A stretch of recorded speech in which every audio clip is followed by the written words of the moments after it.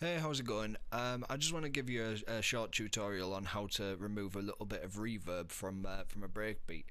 Now, this tip is it's fun to use and you can go mad with it, but I mean it's not going to completely remove the reverb, but it does have it's a very kind of I think it's got its place, especially if you're doing house or something like that. Now, if you listen, you'll see what I mean. Listen to this. Now, remove the warp.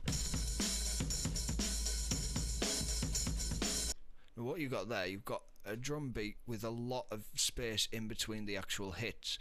Now, if you want to remove some of that, there's ways you can do it. You know, you can use strip silence, you can use gating and things like that. But I've found a way of gating that that I find quite fun to work with.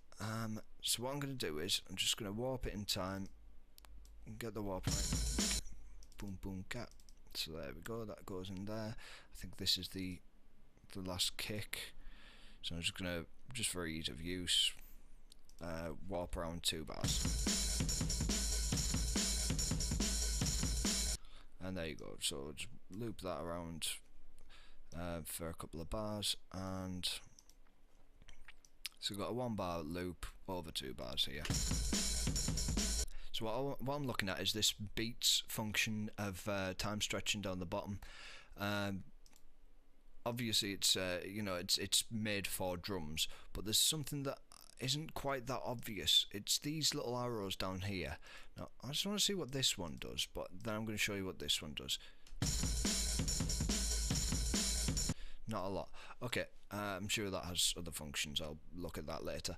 Anyway, it's this one, the arrow with the stop. Basically, the algorithm looks ahead and preserves what's in a certain, well, anything after the transients, or if you set it to 16th, say, that's going to preserve everything after the 16th notes. So what it is, if you take this slider down, you notice it starts to sound choppy. Now if we do it on transients, now it's only working on the transients, so if I take it all the way down,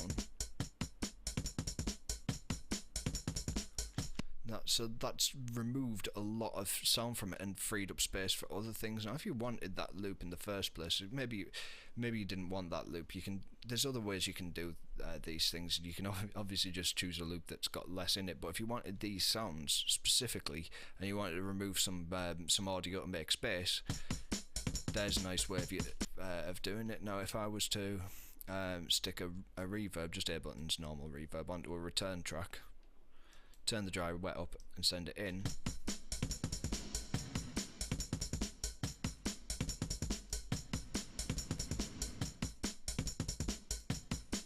then you've got, you know, a reverb to use. Maybe I want to add some compression to it or something, just to give it a little bit more punch. Bring down the threshold, bring up the attack, bring down the release, and turn up the ratio a little bit.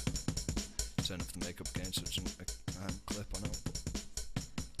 And there you go, and just turn up the...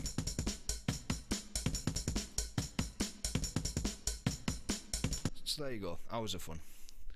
So yeah, I'm just going to leave it there. I just wanted to make a quick video just to show that little technique that I've hit upon. I haven't had anybody else use it so far, so maybe there's a reason for that. So anyway, I'm going to sign off with that. Peace. See you later.